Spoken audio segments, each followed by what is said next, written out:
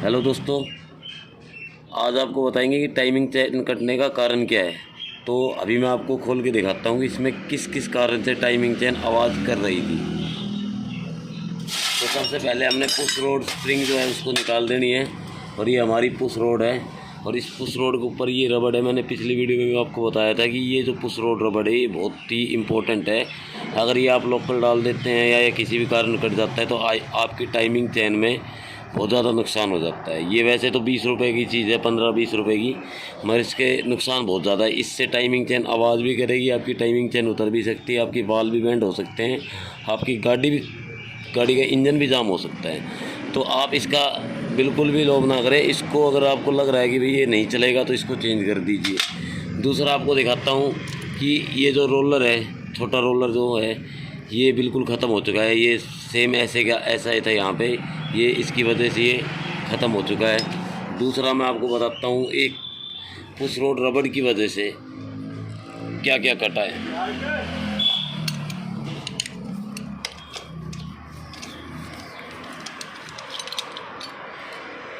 ये हमारी टेंशनर पत्ती है। आप देख सकते हैं कि टेंशनर पत्ती यहाँ से कट चुकी है, जो कि इसके कटने की वजह से बार बार पुश रोड, अगर जब आप पुश रोड रबड़ डाल रहे हो तो आपको ये याद ध्यान रखना है कि ये जो हमारी टेंशनर पत्ती है इसको हमें ज़रूर चेंज करना है, क्योंकि ये जो टेंशनर पत्ती है यहाँ से इसकी शेप ख़त्म हो चुकी है और ये बार बार टिक टिक के पुश रोड रबड़ को ख़त्म कर देगी। पर आपको दिखाता हूँ कि टेंशनर पत्ती की शेप कैसी होती है। टेंशनर की पत्ती की शेप होती है बिल्कुल गोलाई में, और इसमें आप देख सकते हैं कि ये कट चुकी है। तो आपको जब भी टाइमिंग चेन डलवाए तो इन बातों का ध्यान रखना है, पुश रोड रबड़ का, टेंशनर पत्ती का, क्योंकि यही चीज़ें ऐसी हैं जो अगर हल्की सी भी कट रही है तो कुछ दिन बाद चलकर आपकी गाड़ी की टाइमिंग चेन को ख़राब कर देगी। आपकी इंजन में डस्ट जाएगा, हैमरेज आएगी और काफ़ी नुकसान होगा।